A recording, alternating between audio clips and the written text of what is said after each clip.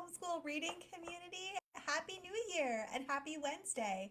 I am excited to be back with you for another Facebook Live. It has been a while, but I'm excited to get back to our weekly Wednesday Facebook Lives. This was kind of an impromptu Facebook Live, but I want to go live anyway because I got a fantastic question that I want to take some time to answer today. And this question is about writing. And it came to me from a group member. And so I wanted to share the question and give my thoughts because this is a question that I've been asked a lot and something that is a really common struggle for families and that also has been a struggle in my family and with my own kids. And so I just wanted to share some tips and advice and to get a chance to go back and go live. Okay, so the question that I got that I wanted to answer was about writing. And our group member said, I struggle with making writing fun. None of my kids enjoy it, do it well, etc. Kids range from first through sixth that I'm focusing on. My kinder isn't ready yet. Okay, so I definitely wanted to talk about this one because struggles with writing are super common for kids. And it's something that I have worked through and am continuing to work through with my own kids as well. And also something that I worked through with a lot of kids when I was teaching in the classroom. And so I just kind of wanted to share some tips and strategies for how to make writing a little bit easier and a little bit more fun for kids. And also just some ideas for things that you can try to be able to think through the process and figure out what's wrong. So first thing to know is that teaching writing in our homeschool actually is really important, and it's important as well when we're teaching our kids how to read, because reading and writing are inverse processes in our brain and they're both linked in our brain, and so it's important that we're teaching both. So reading, when kids are taking the text and going from printed text into an idea in their brain, is called decoding. And then the opposite of that process, when they're taking an idea in their brain and converting it into written text, is called encoding.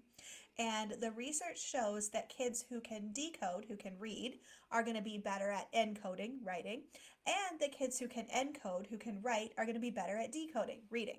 So if we can practice both writing and reading together in conjunction, and we can be working on both of them at the same time with our kids, then as they improve in writing, they're going to get better at reading. And as they improve in reading, they're going to get better at writing.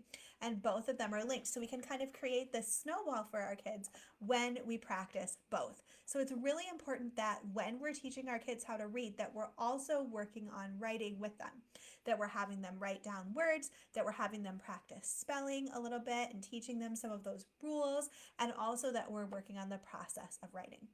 Now, when we say writing, we can mean a lot of different things. And so I think if you have a child who's struggling with writing, the first thing that you want to do is figure out which of the pieces are the struggle point. And for different kids and for different ages, it might be a different piece. And so I want to talk through some of the common struggle pieces that can be a challenge for different kids of different ages. And while I'm going through this list, be thinking about your specific kids and be thinking about how they are doing on each of these subjects. So the first piece of writing that can be a challenge is the actual handwriting part. So holding the pencil and getting the words or the letters from that word that they're trying to write onto the paper in a legible way with the handwriting. And especially with younger kids, handwriting can really be a struggle. If the formation of the individual letters is not yet automatic for your child, then the idea of being able to write something is going to be a chore for them. And this is something that I struggled with for a really long time with my oldest, with my son. He had some vision problems when he was young, and so he ended up getting behind in fine motor skills and in particular in handwriting, and had some delays for several years. And we fortunately, like right now, finally this year, have caught back up to where he should be at with his grade level. But this is something that has been a lot of work for me and a lot of work for him really throughout our homeschool journey. And so as we've been working through this process, I've had a chance to learn a lot about handwriting and about what to do and about how to teach it. And so the first thing to think about is handwriting a struggle? Is your child struggling to get those letters written? Are they struggling to remember the formation of the individual letters? Are they struggling to just have the fine motor strength to be able to write for an extended period of time? And if that's the case, then you want to really fix those issues first, because it's going to be really difficult for kids to do creative writing or copy work or any of those other things if just the handwriting formation is a struggle for them. Let's see, I wrote some stuff down that I wanted to talk about. So a couple of things that you can do to work on for this. First of all, you want to make sure that you're doing things to help your kids build their fine motor muscles. So just like if you wanted to run a marathon, you would need to do practice. You need to go out on jogs and do all the things to build those muscles. Fine motor skills work the same way. So we have all the little muscles in our hands, and those muscles will actually start to cramp and get tired over time with a lot of writing. And if you've ever written, pages and pages of notes really fast for a class, or maybe you needed to write out all of the family's Christmas cards and the addresses, and after a while your hands started to get tired, that can happen to our kids as well when they're doing handwriting. And if they haven't built that muscle strength, then it can happen to them much quicker. So you want to be doing fine motor activities with your kids to be able to help them build that muscle strength. And the great news is that that does not have to involve a pencil. So things like building with Legos, or playing with Play-Doh, squishing the Play-Doh, or squeezing water out of a sponge, any of those kinds of activities are a great way to build those fine motor muscle skills, and they're things that are a lot more fun for our kids. So if handwriting is perpetually a struggle, and if you're thinking maybe this endurance of those muscles is part of the issue, then what I'd recommend is maybe putting aside the handwriting for at least a few weeks and really focusing on something like playing with Legos or playing with Play-Doh or doing something like that every day to help your child build some of that muscle strength, and then start to add back in the handwriting gradually in small doses. Another thing is that it can be really helpful to have a good curriculum. I highly recommend Handwriting Without Tears, and I brought these books to show you because these are the ones that we did. We used the green, the My First School book, and that one is great for preschool. It has like pages for kids to color that they can learn about their different things, and then it goes through each of the letters. It gives really big practices for the kids, and then it goes through each of the letters with like letters for them to trace, that kind of a thing. So this curriculum is really great. It's also got some different handwriting lines. Let me see.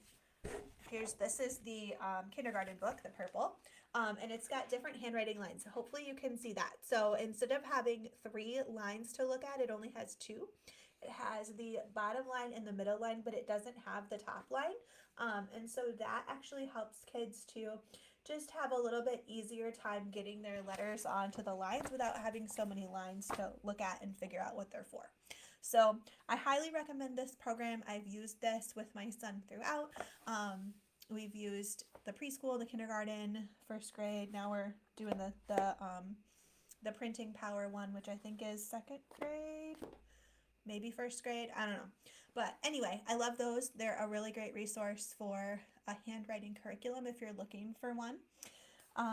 So that's important, have a good curriculum. And then another thing that can really help is just make sure that the factors that are within your control are things that you're taking care of. So things like you want to make sure that the height of the table is appropriate for your child and the height of their chair. So you want them to be able to sit in their chair with both their feet flat on the floor. And then you want them to be able to rest their hand comfortably on the table with their arm bent at like a 90-degree angle. And you don't want the table to be like up here almost at their chin, or you also don't want it to be like down at their waist, because those kinds of things can make their hand get tired faster. You can also use a really good pencil for your child. I didn't grab it. Let's see here. I think it's over here. I'm going to grab my pencil. These are the best pencils if you have a child that is learning how to write. These are Ticonderoga My First Pencil. And they're awesome because they're the wider, chunkier pencils, but they're also shaped like a triangle. I don't know if you can see that. They're shaped like a triangle. And those are great because they encourage kids to do the three-finger pencil grip, the tripod grip, which is what we're looking for without needing a pencil grip, like a separate thing that you attach to the pencil. And there are some mixed opinions about pencil grips. You can definitely research that for yourself. But a lot of OTs will tell you that if you can avoid a pencil grip, that's a good idea because it can make your kids dependent on the pencil grip in the future and it can be hard to get them off of it. So I would recommend, if you can, try the triangle pencil and see if that will help them with their pencil grip. And of course, if their pencil grip is wonky, that's another thing that you can work on to try to help them be able to improve their handwriting. Okay, so handwriting might be the issue. Another issue might be with the writing itself. So, if that's the case, if your child is feeling good about handwriting but they're struggling with the writing itself, then there's a couple of different things that you can do. It sounds like in that case, maybe it might be more of a mental thing with like trying to figure out what they want to say or struggling to structure all of the things. And if that's the case, one thing that you can do is do some dictation or copy work with your child. You can give them something to write and just have them copy it, and that can be a really good way to sort of learn the style of different writers and to be able to practice punctuation and grammar and spelling and all of those other things that go into writing without having to come up with their own idea. Another thing that you can do is to have them tell you what it is that they want to write and then you write it down and then they copy it. That can be a good intermediate step because it allows them to focus on just figuring out what it should say and then separately focus on writing that stuff down without having to remember what they wanted to say while they're thinking about the writing. Sometimes that can just be too much of a mental load for kids because the process of writing, the actual physical writing, is still difficult. And so if they are able to think about it separately and then write it down, sometimes that's all they need. Another thing that can really help some kids is to do some learning about how to brainstorm. So you might teach your child about beginning, middle, end, and you might draw one of those plot diagrams where it goes up the mountain and then down and have them write what's going to happen at each of those different points and then write their story. Or you might teach them about word webs and you might have them, if they're writing a research paper about bugs, you might put bugs in the middle and then have them do all the different little spider web lines and write all their different facts about bugs and then turn that into a writing. So any of those kinds of brainstorming maps or guidelines or diagrams or whatever it is that you can give your child that will give them a more concrete way to brainstorm what they want to say before they write, those can be really helpful. Another strategy that we used a lot in my classroom that my kids always really loved and that really helped them make better stories was to actually create a book. So we take sheets of paper that had blank on the top and lined on the bottom, and we would lay them out and fold them in half and staple, and so it would be a book. And so it would have, each page would have blank on the top, lined on the bottom, and we'd have, I don't know, 6 or 8 or however many pages, more pages for older kids, less pages for younger kids, but you'd have some pages and it'd be stapled together in a book. And this was just a good way for the kids to get an idea that the story was going to have a beginning, then it was going to have some more pages in the middle, and then eventually it was going to have an end. It was a concrete way for them to see that. And then what we would do is we would have them draw the picture that was going to be on each of the pages. So they still aren't writing anything. They've made the book, and then their next job is going to be to draw the picture. And so they would create kind of a series of pictures. What happens first, what happens next, what happens after that, then what happens at the end. And they would draw each of those pictures. And then they would be able to use the pictures as sort of an anchor that would allow them to write about it in the space below. So they would draw their first picture, and then when it was time to write the story, they would have the picture there as a reminder of what they wanted to talk about, and then the space below would give them some space to write about that specific picture, and then they'd turn the page and repeat. And so that was just another way to get kids a little bit more of a concrete opportunity to think about what they wanted to say before they write it. But just separating out the process of writing from the process of thinking about what you want to write can be really, really helpful for kids that are writing. Okay, so another thing, and really probably the last thing that we're going to focus on today about writing that can be a challenge is just the motivation itself. And this is the case not just for writing, but really for any subject, especially if that subject has been a struggle or a challenge in your homeschool before, and especially if it's been a challenge for a while, kids can start to struggle with motivation. They can start to see that, oh, every time I do writing, it just is boring, or it's long, or I'm not good at it, or it's a struggle, or I get so tired, or whatever, my hand hurts, whatever it is, and then they start to not want to do that thing from the very beginning. So if you're at the point where you say, okay, now it's time for writing, and you get the groans or the whining or the crying or whatever, then that's a good sign that the issue is actually the motivation, and maybe like there probably is an underlying issue with either handwriting or writing itself, but now you've got a bigger issue, which is the motivation. And that can be the case for any subject. And if that's the case, I would encourage you to stop what you're doing, take a week or maybe two off from that subject completely, and let everybody calm down. And then when you come back to it with a very different approach. Like try something completely different that looks nothing like what you were doing before. So you're giving your kid a chance to make a new first impression, to reset on what it was that you were doing, and to see if you can find something else that will work better. So a couple of things that you can try for this. Number one is make sure that you're keeping your lessons for writing or whatever subject it is that's a motivation struggle really short. So the rule of thumb that I like to use for this is 2 to 5 minutes times your child's age. So I have a 4-year-old right now, one of my kids, and so her lessons are going to be no more than 2 times 4 equals 8 or 5 times 4 equals 20. So we're going to be somewhere between 8 and 20 minutes for her lessons. And so we might concentrate on math, for example, for somewhere between 8 to 20 minutes. Then we're going to take a break, get up, move around, have a snack if we need one, go to the bathroom, do whatever we need to do. And then we'll come back and do another 8 to 20 minutes on reading. And then we'll take another break, and then we'll come back and do another 8 to 20 minutes on writing or whatever. So you can do multiple lessons, but you don't want any one individual lesson or one individual period of focusing to be more than that 2 to 5 minutes times your child's age. And the younger your child is, the more you want to err to the 2-minute side. Try to keep it as short as you can. And again, when your child is struggling with motivation, also keep it on the shorter side if you can. So keeping your lessons really short is super important. Another thing that can be really fun if your child is struggling with writing is to do some sort of special thing that they only get when they're practicing their writing lessons. So maybe you get some really cool sparkly gel pens or neon glow in the dark, I don't know, whatever. And your child only gets to use those when they're doing their writing lessons. Or maybe you get that black paper that you can write on with the white pens. That stuff's pretty cool. They might enjoy that. Just some sort of special school supplies or special something that your child really likes. Maybe it's a cool notebook with some sort of special thing that they like on the cover. That can be helpful for motivation.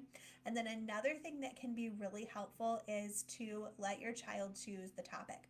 So if you're asking your child to do some copy work or some handwriting or some story writing, you can ask them what they want to write about. And that can be really helpful to make it a little bit more fun for them. So when we were doing the handwriting practice with my son and he was really struggling with that, we did a lot of worksheets. I made a lot of like extra worksheets for him that were, let's write the names of all the construction trucks, or let's write the names of all the dinosaurs. We actually just did this over Christmas break. We wrote out the lyrics of Christmas songs, and we wrote out some different Bible verses, and we wrote out just some things that I think one of the days was like facts about snowmen, like the world's largest snowman or something. So they can write anything that you want them to write, or that they want to write. And the more that they can choose the topic, the more motivated they will be to want to do it. So all of those things can be really helpful for motivation, and it's just important to really think about what it is that your child likes and what it is that you think would be motivating to them. So, with all of this stuff, with handwriting, with writing, with motivation, the first step is always going to be just to think about what it is that is causing your child to struggle. So, you want to think back over the last few weeks of what you've been working on with them and just think about which of the pieces it is that's missing for your child. And you know your child better than anyone else, so chances are you are going to be the one that has the best information about which of these pieces is broken or missing. And so you have the opportunity then to go and try something new, a new strategy for that piece. So hopefully this was helpful in answering the question about writing. And if you have other ideas or thoughts or comments about writing in your homeschool, or just other things you want to share, go ahead and leave those in the comments. Let us know how writing is going for you in your homeschool. Is it a struggle? Is it a lot of fun? What's happening? Let me know. I am going to be going back to doing weekly Wednesday lives. So if you have ideas of things that you want me to talk about, or if you have a question that you want me to talk about in a future Wednesday live, go ahead and put that in the comments as well. Next week, I think I'm going to be talking about reading reflections, and I'm going to be talking about thinking through the process of teaching your child to read and about figuring out what you need to work on next in the new year. So I will add an event for that. Go ahead and mark yourself as going so that you'll get a reminder when I go live. And I think that's it. I hope that you have a wonderful week. Bye. I hope you enjoyed this video, which was recorded live in the Homeschool Reading Community Group. This is a free Facebook group where I share tips and advice about homeschooling and teaching reading. You'll also find community with other homeschool moms like you, plus freebies, giveaways, parties, and more. I would love for you to join us over at the Homeschool Reading Community. Make sure that you check out the link in the description of this video for all the details.